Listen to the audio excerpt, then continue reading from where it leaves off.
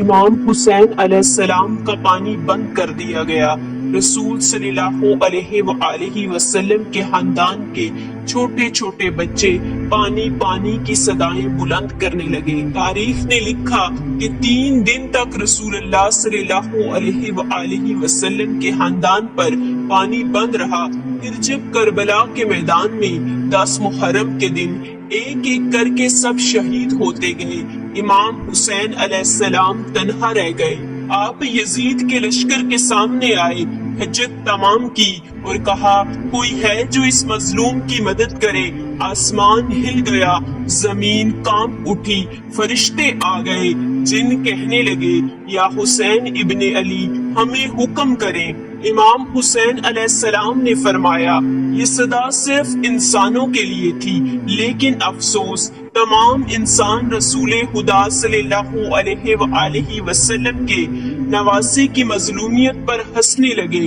اتنے میں خیمے میں ایک بچہ خود کو جھولے سے نیچے گرا دیتا ہے۔ بی بی رباب نے امام حسین علیہ السلام کو بلایا اور ادب سے عرض کیا، نواسہ رسول جیسے ہی آپ نے کہا کہ کوئی ہے مدد کرنے والا، آپ کے شہزادے علی اصغر نے خود کو جھولے سے گرا دیا۔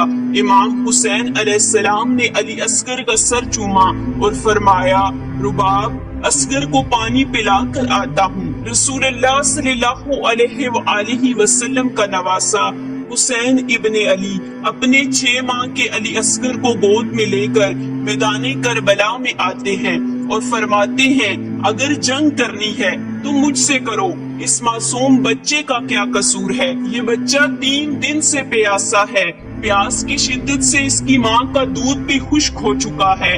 اے لوگو، اس بچے کو پانی دو۔ یزید کے لشکر میں سے آواز آئی، حسین تم خود پانی پینا چاہتے ہو اور نام بچے کا لیتے ہو، اگر یہ بچہ خود مانگے گا تو ہم اسے پانی دیں گے۔ امام حسین علیہ السلام نے علی اصغر کو بلند کیا اور فرمایا، اصغر اپنے نانا کی امت سے پانی مانگو۔ امام حسین کا کہنا تھا کہ علی اصغر کے لب ہلے اور انہوں نے فرمایا، اے لوگو، میں تمہارے رسول صلی اللہ علیہ وآلہ وسلم کے گلشن کا ایک ننھا سا پھول ہوں، میری رگوں میں تمہارے رسول کا خون جاری ہے، میں 3 دن سے پیاسا ہوں، مجھے پانی دو۔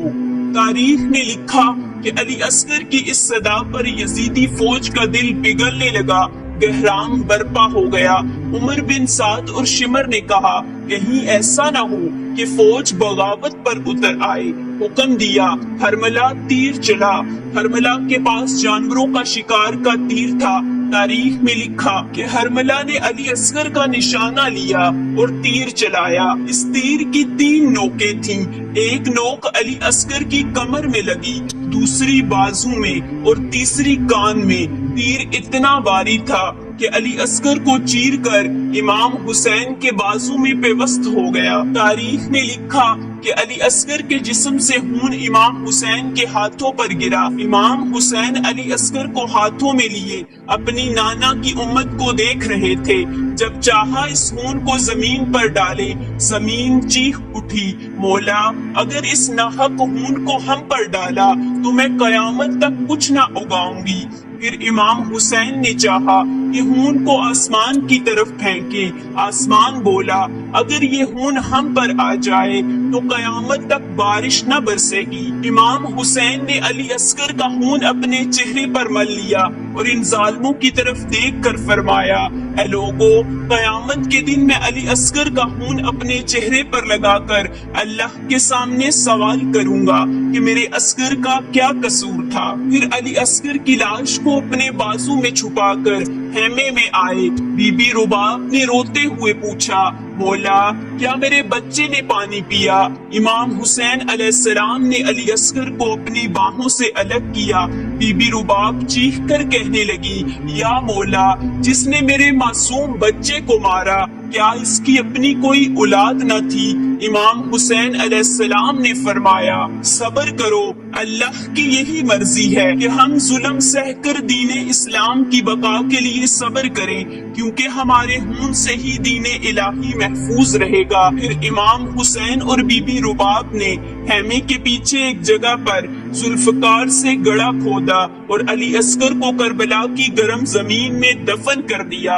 फिर जैसे ही इमाम हुसैन अलैहिस्सलाम की शहादत हुई, हैमों को जला दिया गया, अहले बैत को लूटा गया, सरों को काट कर नेज़ों पर चढ़ा दिया गया। उमर बिन साद ने कहा, देखो कोई सर बाकी तो नहीं रह गया। किसी जालिम ने कहा, एक सर बाकी है। हुसैन एक 6 माह के बच्चे को लाए थे जिसे हमने तीर मारकर शहीद किया था, इसका सर नहीं मिला।